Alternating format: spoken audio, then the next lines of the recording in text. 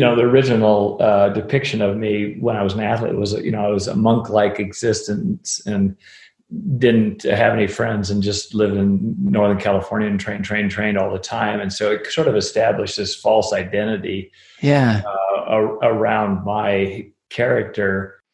That's Dave Scott, 6-time Ironman world champion and now legendary triathlon coach. And this is the Oxygenaddict Triathlon Podcast.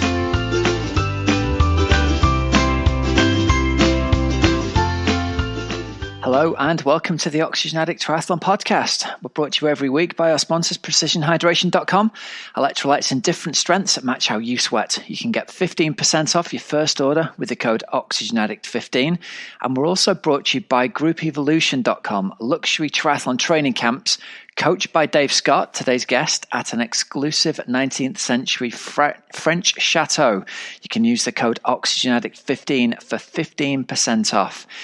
And as you'll have heard there at the start of the show, today's interview is none other than legendary triathlon coach and in his day legendary triathlon athlete, Dave Scott, 6-time Ironman world champion, one of the original Big Four, probably, I think, arguably the most famous triathlete on the planet for certain periods of time, if not still.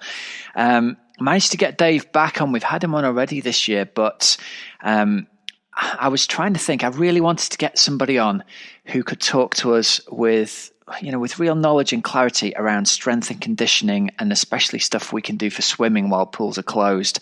And Dave sprung to mind, and I thought there's probably nobody worldwide with as much authority, I suppose, in terms of training athletes, in terms of strength and conditioning, but specifically in terms of triathletes and Ironman 70.3 distance triathletes.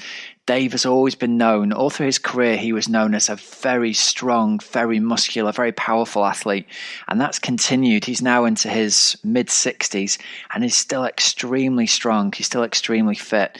And a lot of that comes embedded in his knowledge of strength and conditioning and his strength and conditioning routines. And athletes I've known over in Boulder in Colorado, they've told me stories of having been in the Boulder Flatirons Club and seen Dave Scott walk through on the way to coach his swim sessions and seeing Dave stop by one of the weights machines to do a set of exercises there. So I knew Dave would be the man. We've got about 45 minutes worth of an interview today, which is great. We've got loads and loads of really good stuff, really practical, actionable stuff you can take away and put into your own routine. Everything from, if you've got just a few minutes to fill, all the way through to how to build up an entire year's worth of strength and conditioning, but targeted at long distance triathletes. So we cover the strength and conditioning work that he's done in his career, the kinds of strength and conditioning work that he has his age group athletes as well as his pro athletes do, and some of the exercises he'll have people do for swimming. And I think that's especially relevant at the moment for so many of us who don't have regular access or even any access to swimming pools. So yeah, Dave was great. I think you'll love the interview. He was really, really generous with his time. And we've got some special offers on later on. I'll talk about that a little bit later, about getting a chance to go and train with Dave over in France. Now, usually this is the point in the show where we talk about news and results. Obviously, there is no news and results at the moment, but I've had a whole ton of great feedback from last week's episode. I want to thank you if you've taken the time to write over Twitter or Facebook or Instagram. I felt like it was almost a bit of a cheat putting out the interviews from the PTO race at Daytona, the interviews from the press conference that we got sent over. I was super excited when I got official accreditation to be official media partner, one of the official media partners for the event. I was really excited that I'd maybe get the chance to fly out to the event, and obviously that didn't happen for so many reasons, and hopefully it will again at some point in the future. And I really had my heart set on getting to do a whole bunch of interviews and making loads of contacts to get long form interviews with people for the show for later on. But Jane and Jamie and the team at the PTO were really generous with sharing the sound files that they did have, and I really wanted to get a chance to put that out because they did a great job. The YouTube channel is fantastic. Their coverage on the day was fantastic. But I got the sense that not a lot of people had a chance to hear those interviews. And from the feedback I've got, it sounds like that's the case. It sounds like people were genuinely pleased to have the chance to hear post-race interviews from all the stars that we had on the show last week. So yeah, it went down really well. I'm glad it went down really well. I'm glad we could bring you what's basically just a small flavor of the event, but it's great to get post-race follow-up. It's great to hear athletes in their own words. I've had Matt Hansen say he'll come on the show, so hopefully we'll be able to coordinate time over the Christmas holidays and we'll have him on early in the new year. And it was great to get his sort of 5 or 6 minute clip on that he did to his YouTube channel again. So hopefully, go over and check Matt's YouTube channel. It's got some great content on there, great video blogs. He's an awesome athlete, and he had probably the breakthrough race of the year, I think. So go over and check his stuff out, and I'm really looking forward, to getting him on again as well. Shout out to our sponsors, Precision Hydration. Remember, you can book a free hydration call with their experts. There's a link in the show notes. It's up to 20 minutes of just you one-on-one talking to them to work out your own hydration strategy. Mention you heard it through the Oxygenaddict Triathlon Podcast, and you'd be entered into a competition to win a £50 Precision Hydration bundle. So if you're not currently a user of Precision Hydration products, I love them. I think they're the best hydration products out there. No, you can't just drink water to stay hydrated. That's the easy answer. That's what my dad always says to me. Why are you mixing these sachets in? I've never needed that, son. Just drink water. For guys like me who are extremely salty sweaters, or if you're an extremely heavy sweater, just drinking water isn't going to get you hydrated, in the sense it's not going to replace the electrolytes. And the electrolytes, firstly, they form a massive part of transporting that water into your body systems, but also the sodium in there and the potassium that are in there are a big part in preventing you from getting cramps.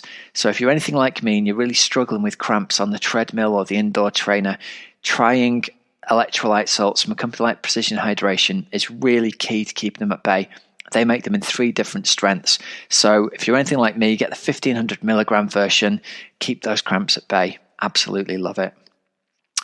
Right, so we're going to go straight over into today's interview with Dave Scott. I hope you enjoy this. Dave is running some training camps next year, early in April. The dates are included in this interview here, but if you're interested in getting a chance to go over and do a training camp with Dave Scott, listen out for the details in the interview here.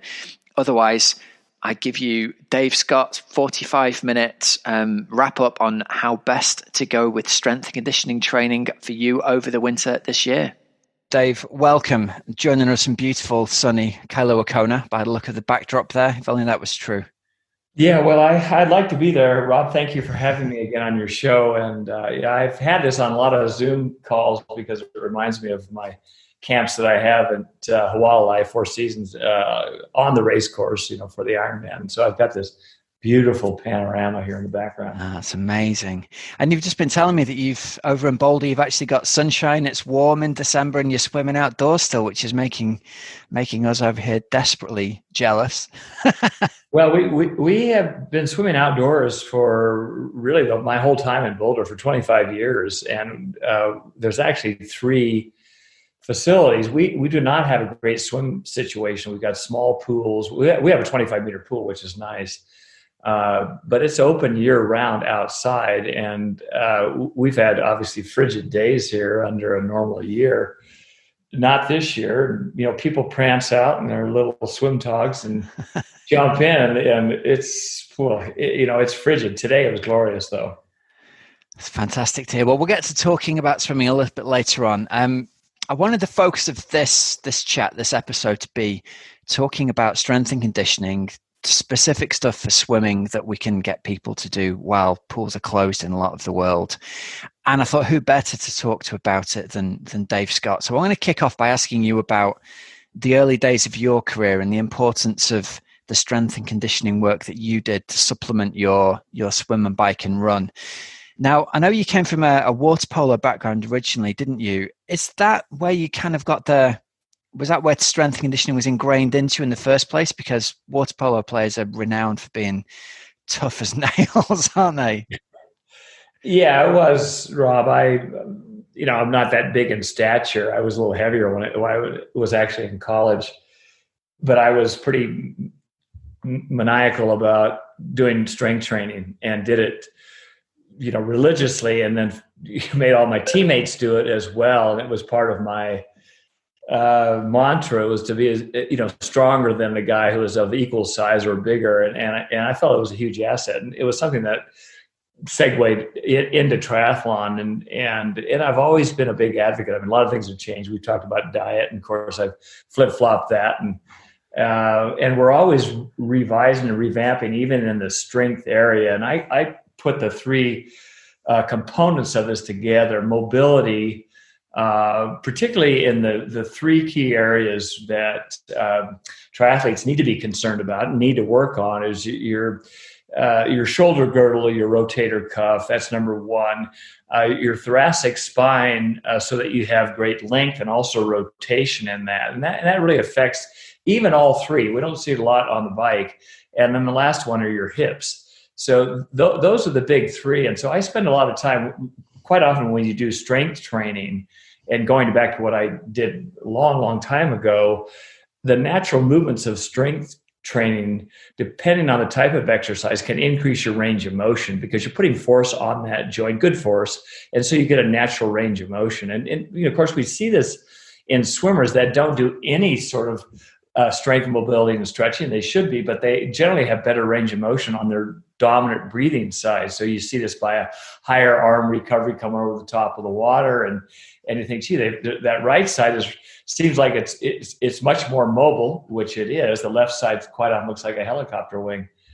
But if you pay attention to that, because losing just a little bit in those three areas can really affect performance. And we were briefly talking before we came on just about the PTO race that happened. And I just love watching the best athletes, men and women, and they showed it side by side. So we got to the run, obviously they're fatigued after 80K on the bike, and just looking at the running form. And I come back to, boy, without citing people, if they had a better range of motion or better strength, that would probably pay off at the end. And then you see someone like Matt Hansen, who's all over the shop running, and he's not picture perfect, but he can motor. So you got to put all three together to really have a full complement to get the maximum potential out of each athlete. Okay, so when you were, my only experience of water polo players is that they used to train in the pool in Manchester next to the pool we used to swim in, and I just have this vivid memory of them doing the swimming and the water polo, throwing the balls to each other, and then the coach would blow the whistle. They'd leap out and they'd do all manner of hideous looking crunches and leg raises, and it would almost be like a Navy SEAL style last man standing or lying, and then they'd have to get back in the pool and go again, or swim lengths and get out and do press up. So what was your introduction to strength training originally then? Well, I think I was naive, like a lot of people, but the premise, which really should be parallel to what athletes are doing now, is that you do not have to have sports-specific strength exercises in your fundamental foundation of building your strength platform. So when I was starting off, I was doing a lot of the basic full body movements, some power lifts, some Olympic lifts. I was crazy about bench press because I thought that had application, and probably it doesn't, of what I just mentioned. But doing a lot of the full body range exercises where you incorporate your glutes and your back and your quads, and then if you do anything overhead, then you've got your shoulders and your arms, and really it's the whole kinetic chain. I was doing that way back when, 40 plus years ago, and that should really be the foundation of what triathletes should be doing. They should be developing the strength platform before they do sports-specific movement, and then they increase the velocity or speed of movement as they get into the season. So that's a quick cursory review. So I did some of the stuff that was at a moderate pace. I did some at a slow pace. Now there's good data on integrating faster movements with slower movements, and this is really key for these fast twitch muscle fibers. You do some of the exercises slow. You also elevate this protein called a myokine, which is pro-inflammatory. So you get this myokine surge, which is really good, and that helps glucose transport and insulin sensitivity, and a whole gamut of stuff, burns fat. And so I didn't really answer your question. Way back when I was doing water polo, I did a lot of the basic strength stuff. and I did it to real hardy fatigue, which should be the same cue that athletes should use today. Once they do the exercises for at least 4 to 6 weeks, and they develop a initial platform, because the connective tissue is real malleable. So connective tissue and tendons that have movement take longer than the muscles. You get muscle adaptation pretty quick. You do it slower to begin with, very good form. You keep your core engaged, and then you can start changing the exercise routine from going heavy one day to possibly faster. Anyway, that was a long explanation. I'm not sure where I went on that. No, that was good. So when you transitioned away from the water polo and towards the triathlon angle, what was the stuff that you stuck with that had worked for you then, and what was some of the things that changed? I'm assuming that some of the stuff that worked for you almost worked in spite of the fact you were doing it, and some of the stuff you developed over the years that you maybe thought, well, I wish I'd done this a few years ago.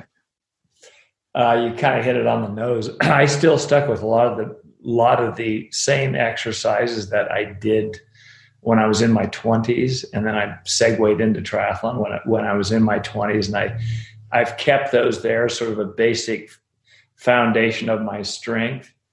And I still do different permutations of bench press or incline press and dumbbell press. And, I do a lot of those exercises, and I do some with cable flies and stretch cords, because you also stretch your pectoralis muscle, which is attached to your humerus, and that's part of that movement in your shoulders. So, just doing the static bench press, you see a lot of the gorillas that are in the weight room. I'll refer to the men, and they're internally rotated, and their pecs are real tight. Yeah, exactly. They're sort of rounded in. They just look dreadful. And their backs are like paper thin, or like, and they are paper thin. There's no muscular development. So I do a lot of the strength exercises, but I've also incorporated a lot of the posterior chain movements. And for a lot of the triathletes, that's kind of key in maintaining that mobility in their hip flexors and shoulders and their back. And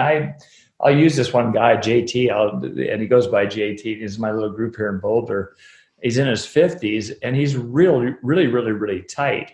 We just worked on opening up his back a little bit, which really played into his hip flexors as well. He was able to do these back exercises, and I can describe a couple of them to you. Which he said, gee, that's taken out of the pain in my ankle. And I think a lot of times when we think, oh, if I do something for my back, how's that going to affect my lower leg? Well, that muscle synergy is all works together. We're not robots. So I did a lot more on the back side. I incorporated more stretch cord exercises. You obviously increase tension on with stretch cords as they go to their full pulled state. They're easy to do. I travel with 2 stretch cords, so I've always had those with me in my travel bag, and I think it's an easy thing for a lot of the triathletes to do, runners and cyclists as well, is that they can do a lot of really beautiful stretch cord exercises. You'd be proud of me. I'm going to show you this in the background here. I've got my stretch cords hanging there over the door handle. I hope you used them. Yeah, you got them hanging. I hope you used them. I just use them to shut the door to keep the dog out. No, I have this. You can't see it in my office because I got this Hawaii backdrop, but I have a filing cabinet down here, and so a lot of times when I get on a call and people are asking about exercise, I have about 20 stretch cords right here, an arm's length away. So I could give you a demo. So with the guys that you coach for triathlon then, how would your strength and conditioning and mobility plan work for them? Would you set them actually getting in the gym and lifting old school iron weights for some of the year? Would that be part of your routine you would give? Well, that's a darn good point, but the reality of getting a lot of the athletes to do that is difficult. Okay. So particularly with the pandemic this year, I've had, almost 100%. Let's do this at home. What can we do at home? Right. So I quite often have them get 2 or 3 sets of dumbbells and 2 different tensions of stretch cords, and typically having a block, a tennis ball or double tennis ball, which they can get in, and they can do some of the mobility movement and stretching movement with a little bit of force on that, with that tennis ball. Like if you're working on your tensor fasciae latae, your big hip flexor, and that thing is like a rock, and it's generally like a rock for triathletes, both genders. So people are marching, they bring their knee up and they feel right in the crease of their thigh, and they feel that it's like a little hot dog in there. That muscle is a bullet. So I have them get in there with a tennis ball. Sometimes they lie prone. They've got one ball or 2 tennis balls taped together, and they're putting that like on a yoga block or a big phone book or anything will work. And they're lying sort of prone on that, and they're going back and forth. And then they can flip themselves over with the tennis balls, and they can work on their quadratus lumborum, which is just above their glute med, and they can get in there. Basically, they can put that thing anywhere kind of on their backside, and they'll say, oh, that hurts. Well, just linger longer in that spot. You're probably going to help. So everything is pretty much at home now. It's not a prerequisite to go in the gym, because the gyms, as you know, a lot of them have been canceled or are limited. Yeah. I really like the attitude of let's get you to do stuff that you can do at home, because the most beautifully written gym workout doesn't do you any good if it's stuck to the wall or if it's in a folder somewhere or in a laptop somewhere. So it's about, I think, making use of what people have got, and also sometimes making use of body weight, because if we can get people to do stuff with body weight, I think for a lot of athletes, that's all they can lift anyway. But that's a decent workout, I think. Would you agree with that, getting people to do that kind of stuff in their home workouts? Yes, absolutely. But they need direction on that. So I do a lot of body weight stuff. And I'll just give you an example. People think, what do you think, Dave, what do you think about the plank? And I think a plank is fine if you add movement. It's dynamic. So I don't like a static plank. So, one of the exercises, even just doing a push-up, is a beautiful exercise. That body weight exercise, which has been around for 1,000 years, is great. And even people that have difficulty or range of motion and or are heavier or weak, they can use an elevated platform in the front, hands head high, feet low. So their center of gravity is now back towards their heels. So they're taking the load off their shoulders and their back. You can also change the position of your hands a little bit and keep your hands like a cat, where they're spread really, really, really wide. But the magic of a push-up, and you can go to your knees as well, the magic of a push-up is that you're having to provide a huge amount of core stability. So you're having to draw in your belt line muscle. And I always tell people when I'm talking to them on a Zoom call, sit real tall. You've got your skinny jeans on, put your fingers down by your belt line and draw your navel in towards your spine. That low, slow activating muscle is called your transverse abdominis, your TVA. That TVA isn't like your rectus abdominis. So you see, I'll come back to these gorillas. You see these gorillas in the gym that are internally rotated, forward flexed, big pecs, no back. A lot of times they have abs that are over dominant. So their whole body is curved. So the TVA, it helps stabilize the spine. Once you can stabilize the spine, you can maximize the power out of your glutes. So if you're transverse abdominis, so let's apply this to cycling, and it has application to all 3 sports. If you're on your bike and you're in your aero bars and you think about narrowing your waist a little bit, so you're long through your lower abdomen, and when you're doing that, and you're not holding your breath, I can do it while we're talking, and I'm doing it because I do it all the time and I teach this. As you're doing this helps your posture and takes off the stress off your low back. It allows your thoracic spine to lengthen a little bit, but it really ultimately is going to provide more power out of your glutes. So a lot of people that are quad dominant on the bike, they have a tendency to be sort of flexed in the midsection. They're posteriorly tilted on the bike, and that TVA is not activated. So I'm all about the transverse abdominis. So coming back to the push-up, if people are doing a push-up, great exercise. If they're doing a plank, I do sort of a push-up walk-up. So if they're doing a push-up, and this is easy to visualize, both hands are on the ground, and then they drop their right forearm down to the ground. So the right forearm's on the ground, left arm is up. They drop their left forearm down. Now they're in a plank position. They push hard, and I say make a big pop with that right hand, and they push themselves back up right hand, then left hand. Now they're back in the push-up position. Left forearm down, right forearm down, left hand push, right hand push. So they're repeated. And when you see people do this the first time, Rob, a lot of people will wiggle like a wiggle worm because their core is so unstable. I say, we're not doing the hula dance.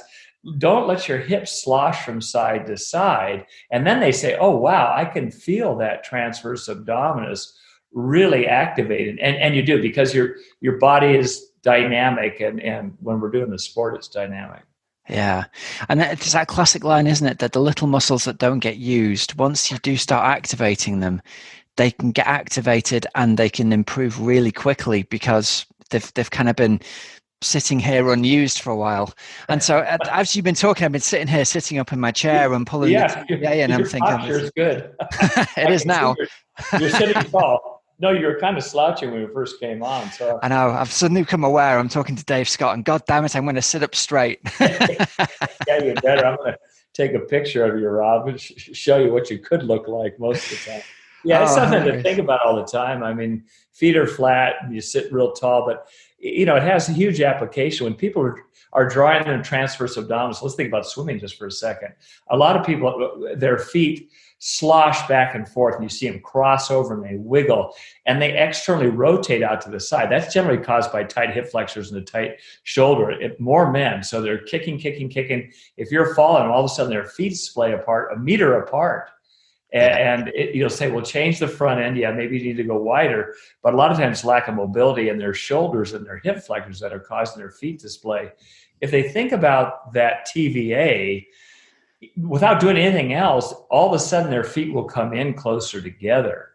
And it's kind of magic. And I get the question, I have a lousy kick day. What can I do? And I always tell them, concentrate on just what we were talking about and think about lifting their heels up, because then all of a sudden you're almost, as you're lifting your heels up fairly straight, you're putting your hip in hip extension, your TVA is activated, and you're not getting this wag with your legs in the back.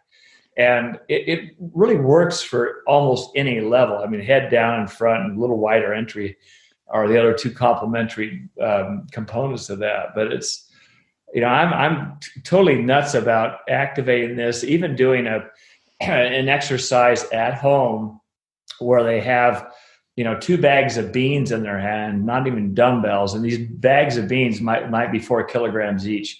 And so they got these bags of beans, and you can be creative on what that is. So you don't have to have bags of beans. And they're doing a single leg soar. So they're standing there. They're standing nice and tall. They're activating their TVA. They slide back with their left foot. So they're just on their toes. So they're just step back a little bit. And they're retracting their shoulder blades, drawing in your TVA, and now letting your arms drop to about 160 degrees. So you're bending over. Your back is flat, almost like a table. Left leg is going to come off the ground, and you're soaring on that right leg only. With those bags of beans, you can alternate like a rowing action, so you can get some thoracic spine rotation in doing that. You can also take your stretch cords behind you and put them out to the side, and you can get a little bit of rotation. You can go in and out with that. So you feel this all the way down to your feet. All your foot muscles are firing. Your lower leg, most people will finish and they say, oh my gosh, my lower leg, I just can't believe how active it is. And they feel it through their quad, their glute, their core. So, I talk fast. Single leg soar is a great exercise people can do at home, and they'll find out whether or not they have bilateral stability, but they'll see whether or not their core is activated. Have you ever done any yoga, Dave? Yeah, a lot of the yoga. I should do a lot more. I like a teacher. It's not a sexist comment. I prefer a good-looking female to be in her class, and she's instructing me. But I do some yoga postures and yoga moves, particularly on hip mobility. There's a number of them that are replicated in yoga classes. Downward upward dog is a nice one, and that in itself is a beautiful exercise. And it's something that a lot of triathletes don't have range of motion. A lot of even the seated stretches where your feet are together and you're leaning forward to try to lengthen that thoracic spine and reaching with your arms in front, and then sort of alternating like you're reaching for something good to eat with your right hand and something good to eat in your left hand. Yeah, I think that I think yoga is awesome for the athletes, but I think combination of yoga and doing of some of the other mobility and strength exercises, and I do use these two words a lot, hardy fatigue. And the hardy fatigue is really paramount. It's not doing bicep curls with 2 kilogram weights and looking in the mirror and just doing them, for a minute and a half. That doesn't do anything. If you're doing the exercise and you're generally in the 8 to 15 rep range, or anywhere between 20 seconds to 90 seconds, depending on the exercise.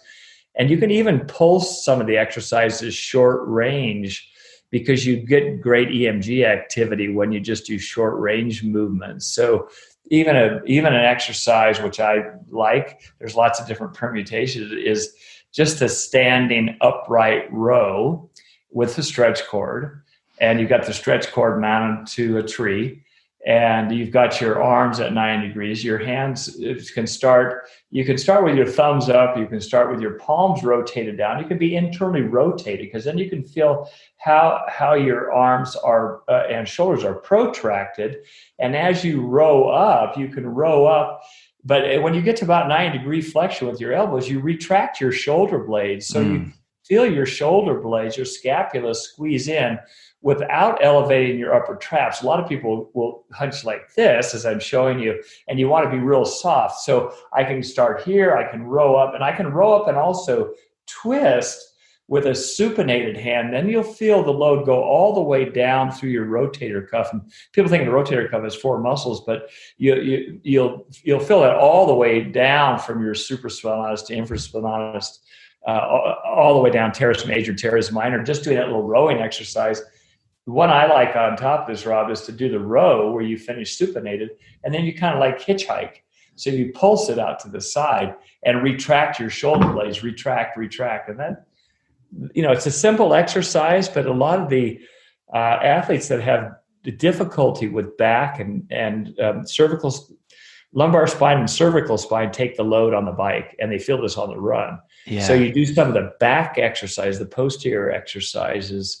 Those really help a lot. I mean, there's some that I would say, one shoe fits all. Do this, so you're going to feel better. It's good for everyone. Well, not, probably not. But there's a few that are like that rowing exercise is kind of in my top 10 list. It's a simple exercise, and you can do it bent over too. So that rowing exercise, just a standing row, you can bend over like you're on your bike.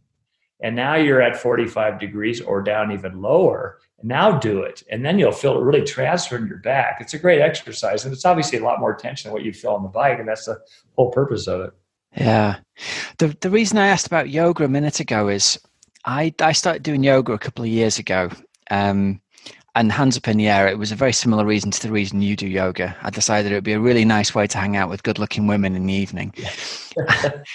And who knew there was this massive benefit to my athletics that came along with it, because I went in there as thinking I was a relatively strong and fit person, and discovered I had no balance. I had no activation. There was a room full of tiny women who could seemingly balance, and gravity had no effect on. And the instructor kept saying to me, you think that you're strong, but the strength without any control isn't strength at all. So you have to learn. I was going back to that. What was the way you described it, the one-legged balance where the leg came up? Single leg soaring, just like soaring like a bird, and you could do that with your arms out the side. That's soaring, that's balance, and it's everything. Well, it's a classic yoga move, isn't it? It's one of the things that they do, and I couldn't do it. I was falling over thinking, this is ridiculous. I should be able to balance on one foot. But I've always found yoga, especially with my male athletes, I found yoga to be a really hard sell, because it's almost strength and conditioning through the back door. And I think a lot of, especially male competitive athletes, associate weights and strength with progress, and yoga not really with anything. And I'd love hearing you say, yes, absolutely, use these activities because they will activate and they will strengthen and they will increase your range of movement and mobility, because it's such a simple way to go and spend an enjoyable hour, but feel completely worked at the end of it and have got all of those muscles, the TVA, completely activated all the way through the yoga class. Yeah, I think it is a difficult sell. I think it will always be a difficult sell. I think when it's integrated into mobility, stretch, strength program, and you're going to say you're going to be doing some yoga moves that are quite demanding. And the example that, just for your listeners, that single leg soaring, and you have hand weights in your hand and you're doing it, or you have a stretch cord and you're doing those same kind of movements. It's mind blowing. Oh, let's hold this for 45 seconds to a minute. Well, again, that whole kinetic chain is just going to be under fire. Okay, now let's go to the other foot and do it. And you find you're not bilateral. Okay, we're going to come back to that, right foot, left foot, right foot, left foot. But you just do 2 sets of that. So I think, with your coaching business, and I would suggest this with everyone, is that you want to do at least 2 different movements for the shoulders, the thoracic spine, and the hips. Mobility, a lot of times mobility, where you're applying body weight load, you're actually getting an increase in flexibility or stretching simultaneously. Yeah. So the normal range of motion that you have is sometimes limited, and that's mobility. So I like doing that, but I always like to come back to a mobility exercise. Now let's do a strength exercise that will complement this. And again, quite often they fit all in one package. And I'm kind of doing a real short program for 4 seasons. And they said, just give us 6 exercises, Dave. Give us 6. That's all we want. We got an aging clientele, and I know the clientele, and they can't have 38 different exercises, and they don't have 4 hours to work out.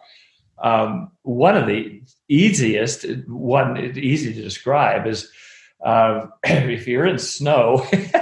It's a snow angel. If you fall back in snow and you're just moving your arms up and down, you're adducting and abducting your arms and putting them in shoulder flexion, which is when your arms are over your head, like you're reaching up as high as you can. And you push up when your arms are overhead, your wrists are hyperextended. Now imagine that you have a stretch cord in your hand and do this same exercise. So you're now bringing the stretch cords back. You've got your palms supinated, and that stretch cord is just going right back behind your backbones, behind your scapula, and you're bringing it all the way down to your hip. So you're just making this windmill type of motion. And that exercise, because you're under tension, you're retracting your shoulder blades. You don't want to do it so hard to get this anterior glide in your humerus where you get in trouble. So it's moderate tension up and down. But then if you add a lateral bend to it, so I have both arms are overhead. Let's say I drop my left arm all the way down to my thigh. Okay, left arm is down to my thigh. I've got my right arm over my head. I take my right foot and cross it behind the other one. And I just do a lateral bend. I just twist to the side. And now I can feel this all the way down my lats, and I can feel it all the way down to my hip. I feel it pull my IT band. So it's just a lateral side bend with a stretch cord. Yeah. And those 2 are 2 exercises. I start almost everyone off. I just have them do it with warm up. They're not going to hardy fatigue. It's really just trying to increase range of motion. And a lot of the athletes, you take a runner, they can't put their arms over their head. They're just so bloody tight. So, I have them do this. And a lot of times that allows them to get a little more rotation in their natural movement when they're running, because they're so rigid. And you look at guys and women that are in their 40s or 50s or 60s, what's the difference? Well, a lot of times they just don't have the fluidity in the upper body. Mm-hmm. They're like a plank that's frozen, and they just dug it up after several million years. They just don't move at all. And that movement is critical. I think it's so important to keep reinforcing that. You're dead right. It's the idea of the range of motion being the thing that's a limiting factor, not the fitness that's a limiting factor. And we can kind of unlock some of that run speed simply by increasing the range of movement through conditioning and mobility work. Okay. Yeah, no, it's gigantic. I'm a total nut about it. And obviously being my age, the sarcopenia, loss of muscle mass, is one of the single biggest, it's in the top 3 of aging. Yeah. Elderly lose muscle mass, their eyes go down, they get forward flexed, and they just cannot support themselves anymore. And you look at someone who's in their 80s when they walk with a real flat foot, and you can see that flat foot. All the muscles in their feet and their lower leg, they just don't have that pop. So, with triathletes that don't have run speed, we should be doing hops. We should be doing calf raises, and alternating side to side, back to back. If you do them against a wall and you're doing a calf raise, have people, and you're the coach, Rob, as they do a double calf raise. They have their fingers against the wall, light touch, like against the mirror is great because then they can see their feet. 95% of them will supinate. They'll put the pressure on the little toe. And if you tell them to go straight up so they can see it, they have to look at it and they say, wow, I didn't realize I was bringing this to the lateral side of my foot. When you're doing that, you're kind of heightening the air probability, and it really becomes pronounced when they do that. But calf raises and hops are sort of a prerequisite, which athletes should be doing as they get into the season, because it's velocity, it's speed of movement, and that'll help them run fast. So some of the training camps that you do then, you've already mentioned the Four Seasons camps that you do out in Hawaii. And I know you've got a couple of training camps lined up for France for next season. Is that the first time you've come over to Europe and done training camps? Or have you come over to Europe before? Yeah, I think, what is a training camp? You typically get training. I've done some in Mallorca and Lanzarote. I've had longer camps, but in Europe, I haven't had an extended multi-day camp that has, kind of goes through all the nuances of performance and training and diet and all the stuff we're talking about, and looking at biomechanics on swim, bike, run. So, yeah, it's a great opportunity. I've had inquiries about it, and I just haven't felt confident with the organization. And Barry Williams, who's got the beautiful chateau in France, we were on board this year, and obviously with COVID, we've had to change it around. So we have it on the calendar for 2021. I have 2 one-week camps back to back, and it's given us more time to kind of lay out the plan of it. And I'm real hands-on. So on the camps, I'm not lying in a hammock for half of the time while working out. I like the teaching part. I love it. And it doesn't really matter the level. This particular camp, we don't need, the Ironman hard body. I like all levels. And I think a lot of people are intimidated. They say, well, I'm not a very good swimmer, or my run speed is real slow. And I say, okay, well, let's make it faster. And, I don't think I've ever got a person, I've been frustrated with people, that's for darn sure, but where I try different things, I try, and I think, oh, that didn't work. And they're trying, and I want to put the onus on them. I said, well, gee, maybe it's me, the instructor's not doing the good job. So let's try this. So I like the puzzle of working with people. And we've got these camps, pretty choreographed, and it should be fun. So we've got, let's see, I've got the dates on the wall here, actually. Your first camp is April the 8th through the 14th, and then April the 15th through the 22nd. So beautiful French countryside. We're about 4 hours away from Paris, or west of Paris. 18th, 19th century French chateau, 24 rooms, your own moat. Swimming pool on site, open water venue nearby, running track nearby, training on the beautiful, quiet French roads all the way. I mean, I'm excited actually, because our camp crosses over with yours. We're there until the day before you get there. So that's going to be awesome. What do you see? How do you structure your week when you have a group like this? How have you done it before when you're out in Hawaii, and how do you plan to do it with the guys out in France, and what could people expect from it? There's I'll say a nice blend of, I'll say structured activity, where it's not just go out for a 2-hour run. All the sessions will have a purpose. So if we're working on run technique, or we're doing some type of interval session that we described in one of the discussions. We're talking about train intensities. I always felt that the application in any camps where people actually go out and do it is key. And I don't want to bore people to death, have them sit there and listen to me lecture. So typically I always, these are type A people. They want to get up and go. So quite often we have an activity to start off the day. I like to have them sweat before we have anything to put in their mouth, nor am I speaking to them. Quite often I'll do a short thing. And even on day one, let's just go out and do a run. Let's not worry about anything. But then we're going to talk about the nuances of good running technique and analyze your technique. So I have found that if you have people sort of in the class or discussion, and I'll say it's a discussion, the biggest problem I have with any Zoom call or instructional type of thing is that I quite often take the questions and I get off my mantra, because I like the questions that people ask. So if I'm talking about running biomechanics and someone says, gee, I always get, shin splints. Why is this happening? And I go into 10 minutes. I think, oh, wow, I just eaten up a lot of the time. I like doing that. So the activity sessions are integrated with the discussions. The discussions are highly interactive. It's not me just lecturing. It's all about the participants getting their questions to me.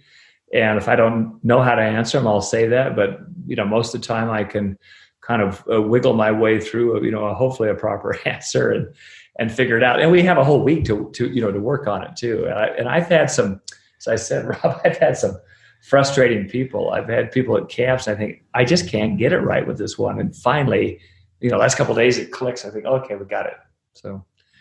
So every day is kind of follows the same template, but the activity sessions typically we'll always do 2, sometimes 3 or 4. So it'll be a swim, bike, run, not necessarily in that order, and also a mobility, stretch, strength session as well.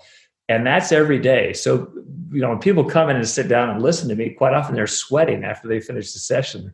They're not going to the spa and, having their whatever treatments done. I kind of keep them on a schedule that's, relatively tight, but some of the attendees have partners or spouses that are coming. So we're not trying to bleed them for every minute. There are activities that we've designed, that they can do together. It strikes me, having talked to you a couple of times now, something that seems to make you tick is working out how to help people unlock what's going on with them. And I think you've been done a disservice in the press and other things I've read. People have painted a picture of you of being quite, I don't know what the phrase I'm looking for is here, but quite sort of uncompromising and quite sort of hard on your athletes and obviously demanding the best of them, but driving people physically. And talking to you, it seems you're much more interested in working out what the thing is that limits that person and getting them to, it's not about go and do more, go and do harder, don't back off. It's more about what's the thing that's going to move you through the blockage. Would that be fair? Very fair. Thank you. Yeah, I think the original depiction of me when I was an athlete was, I was a monk-like existence and didn't have any friends and just lived in Northern California and trained all the time. And so it sort of established this false identity around my character. And, because I wasn't in Southern California with the other guys that I was racing against at the time, that was an easy target. And the teaching side for me, which has never really changed, even when I started teaching swimming when I was 15 years old, I remember I quite often I was given the kids that were always the troublesome kids. Like the other instructor said, I don't want this. I remember this kid, Nathan, he was like a terror. And I had him for I had him throughout the whole summer. His mother just thought I was a magician, and Nathan and I got on after a while. And I found that it was a combination of, yes, being I'll say being tough, but at the same time, kind of understanding what made them tick. And that's no different than athletes as well. If you just mandate a certain way or a certain practice, and you tell every athlete to follow that, you're going to fail. And I've used some examples that you've got to be able to change your tact with each athlete, not just based on their physical nuances, but the psychological component of them. And I'm probably, as the years have gone by, or decades, I'm probably more keenly aware of the psychological side, that people have the ups and downs. And certainly, during 2020, I started coaching my run group. I have it tomorrow morning. We have a pretty small group, about 15 people, and we're spaced and pretty tricky on how we're doing the workouts. But we all come back on the field and I'm talking to them and so on. But, I realized that part, not just the physical element of the workout that I'm giving them, which they like. Yeah. It's all that social interaction, the camaraderie. And when I sense that someone is pretty low for whatever reason, and they're in the workout and they just drag themselves out of bed, and they're there because they felt obligated, or I might paddle them or something.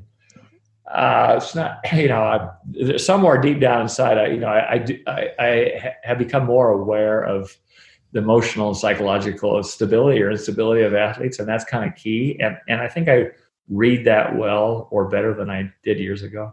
Yeah. It definitely seems like, my feeling is that your camps are not or the people who will get stuff from your camps are not necessarily the people who I would have assumed would have done 5 years ago. I think 5 years ago I'd have thought, right, I've seen there's a Dave Scott camp. That's for the hardcore guys who want to go to Kona. This is for the guys who will put the training above all else. And yet you come across, you're much more sort of holistic. You're much more almost Eastern than Western than I expected you to be. And I think that's something interesting that people listening might pick up on and think, well, maybe that camp is for me. Maybe that's something that, because it's obvious, isn't it? You're not just about the guys qualifying for Kona and the women qualifying for Kona. It's quite the opposite. Yeah, very, very much the opposite. And, there's lots of different scenarios. I think a topic that becomes extremely difficult, and maybe more so for women talking to a guy, is, I've sort of premenopausal women, and I have, clients of all ages, but, I get women, I've gained weight and my body image is terrible and such. Well, I don't come in there, one, I'm a different gender, but the other side is, you've got to be able to talk to them, to have them, believe in what you're saying, and sort of working together. And, I certainly realize this. There's no fluff involved with it. I think it's just being a little more patient. And I learned this well before I started working with Chrissy Wellington. When I acquired her, and we've talked about her, and she already was great, and we sort of worked together unbeknownst to anyone, and it was just developing this friendship, but also the ability to actually work together and to sort of confide in each other on the hot spots of life that she did with me, very much so, and also me prescribing the workout, like, okay, let's get after it. But it was really not about winning the Ironman each time that she did it. Of course, that was the ultimate goal, but it was trying to get her there with the whole package. Yeah. And Chrissy was on the show, and we're still very close. We've corresponded the last week. She would say maybe I reached that soft spot in her, and a lot of people think she's made out of gristle, as they thought of me. Wow, maybe you were the right coach for the right athlete at the right time. Hey? some worked and some didn't. Hey, well, listen, if people want to find out more about your camps out in France, I'll put a link in the show notes and talk about that later on.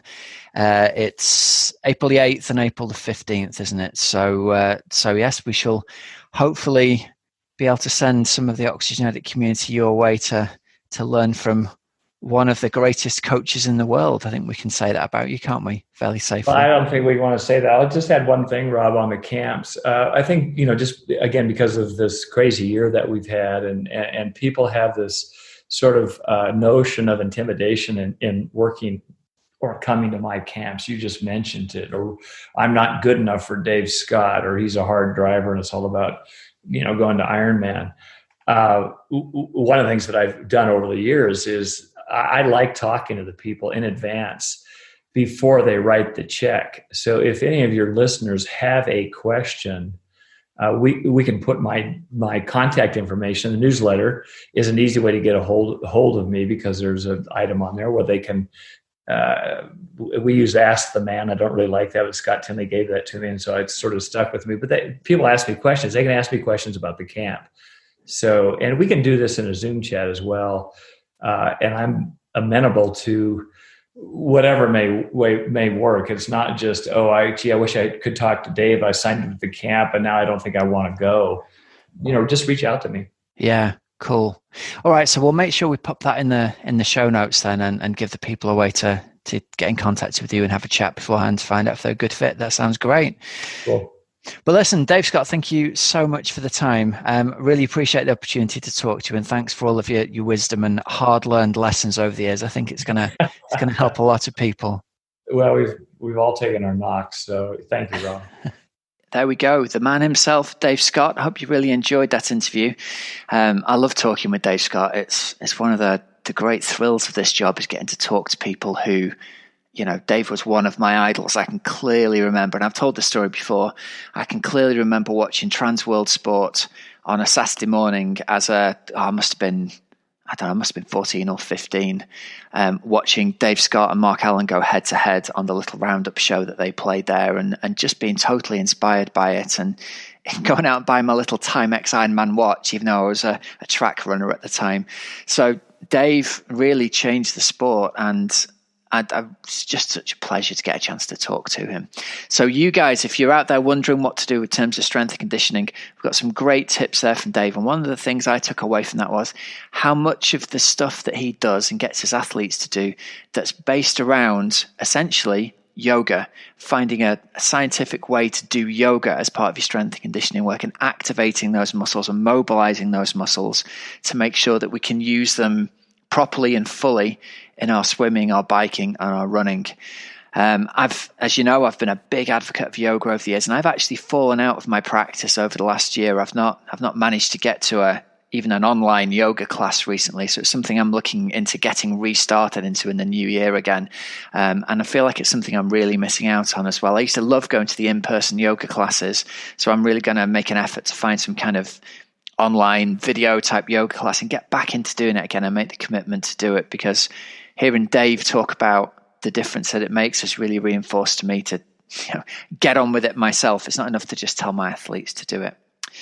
Okay, Coach's Couch this week. We had a question in our Facebook group from one of our athletes who said, I've been doing the FTP workouts on Zwift. My heart rate is going into zone 5 at the end of the intervals. Is that okay, or does it mean that I'm training too hard?